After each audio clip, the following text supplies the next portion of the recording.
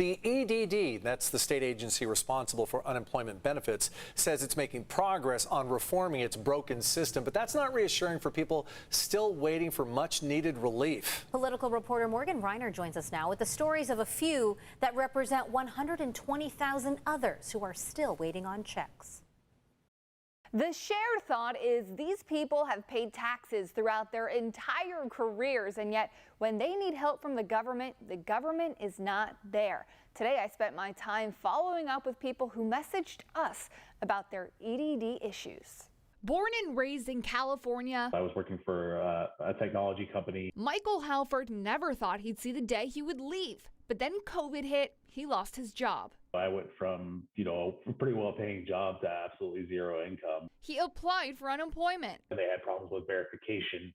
I had to just try every day, 20 times a day, to call in instead of filing online. And eventually I was able to connect with them and get a claim filed. But 4 months later, he's still waiting for an interview time. They won't even give me an interview scheduled. In Monday's legislative hearing, the EDD said it could take up to 26 weeks for an interview. I feel like they're not there for me at all. Fell behind 3 months on rent, then decided it was time to leave the Golden State for Arizona. He's trying to get his California payments. Their county assistance programs have been much more helpful for a 6-month resident than it has for a lifelong Californian. John Martinetti is a 68-year-old seasonal logger, lives paycheck to paycheck. My password wouldn't work, the new one.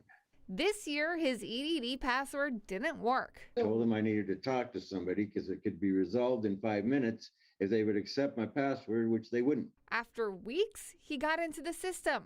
But then he said EDD sent him paperwork to fill out with the wrong dates that he was unemployed. We had to borrow money to be able to live. Which has still not been resolved. And then when you hear on TV that there's $17 billion worth of fraud, that just makes the top of your head come off. $20 billion to be more specific. Yesterday, the EDD director said during the hearing that they did create a fraud unit, but it's not yet staffed.